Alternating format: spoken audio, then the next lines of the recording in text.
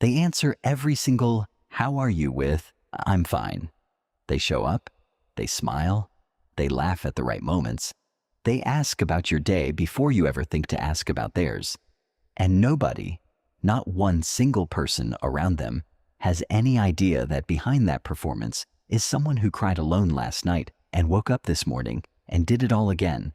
If you have ever been that person, or if you love someone who is, what psychology has discovered about why this happens will completely change how you see it. Intro Bridge 020 to 035. Today we are uncovering the real psychology behind people who pretend to be fine when they are breaking inside. And the truth is far deeper and far more human than most people ever realize. It started. As a survival strategy psychologist, Dr. Gabor Mate, one of the world's leading experts on trauma and emotional suppression, explains that the habit of hiding pain almost never begins in adulthood. It begins in childhood. In the moments when a child learns that expressing their true emotions produces an uncomfortable or unsafe response from the people around them. Maybe they cried and were told to stop. Maybe they were scared and were told to be brave. Maybe they were sad and nobody came. So they learned the lesson that most people who pretend to be fine learned very early, that being okay was safer than being honest. And what begins as survival eventually becomes a personality. The mask becomes the face, philosopher Albert Camus once wrote. Nobody realizes that some people expend tremendous energy merely to be normal. This is the hidden cost of pretending to be fine.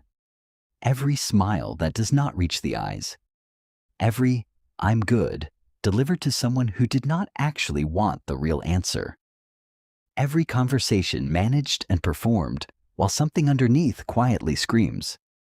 Psychologist Dr. James Pennebaker at the University of Texas spent decades researching emotional suppression. His research found that people who chronically suppress their emotional truth, who perform wellness rather than experience it, carry a measurably higher physiological stress load. Their immune systems work harder. Their cortisol levels stay elevated. Their bodies pay the price for what their words deny. In simple terms, pretending to be fine is not free. The body always keeps the bill. Why they cannot simply stop.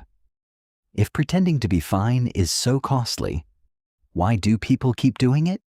Neuroscientist Dr. Lisa Feldman Barrett, author of How Emotions Are Made, explains that the brain's primary function is prediction and energy conservation. Once a behavioral pattern, like emotional suppression, has been repeated enough times, the brain encodes it as the default response to emotional discomfort. It stops feeling like a choice and starts feeling like simply who you are. This is why so many people who pretend to be fine genuinely cannot explain why they do it. They do not experience it as a decision. They experience it as automatic, as natural as breathing. Marcus Aurelius understood this deeply. He wrote in his Meditations, "The first rule is to keep an untroubled spirit. The second is to look things in the face and know them for what they are." For people who have spent years performing wellness, looking things in the face, even privately, can feel like the most dangerous thing imaginable. What they are really protecting. Here is something most people never consider about the person who always says they are fine. They are not pretending because they do not trust you. They are pretending because they have learned, through years of experience, that showing their real pain creates one of two responses. Either it makes the people around them uncomfortable, or it makes them a burden. And becoming a burden to someone who has spent years being the strong one for everyone else feels like the final unbearable failure. Psychologist Dr. Brené Brown of the University of Houston says, "Vulnerability is not winning or losing. It is having the courage to show up when you cannot control the outcome." People who pretend to be fine are not lacking courage in the conventional sense. They often have extraordinary courage, the kind required to carry tremendous weight invisibly. What they are missing is the specific experience of having been vulnerable and having been met with something safe. The moment everything changes. Research conducted by Dr. Pennebaker also revealed something deeply hopeful.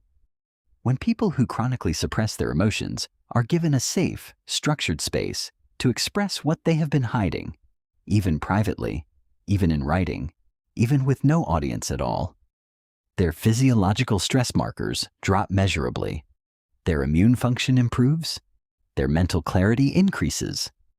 The body, it turns out, does not need the pain to be witnessed by others to begin healing.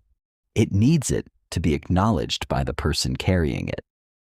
Friedrich Nietzsche, who spent much of his own life in profound physical and emotional suffering, wrote, "One must still have chaos in oneself to be able to give birth to a dancing star." What he meant was this: the pain you are carrying is not evidence that you are broken. It is evidence that you are full of experience, full of depth, full of a life that has actually been felt rather than merely performed. If you are someone who always says you are fine, hear this clearly. You do not have to perform wellness for the people around you. You do not have to be the strong one every single day. You do not have to translate your pain into something comfortable for others before you are allowed to express it.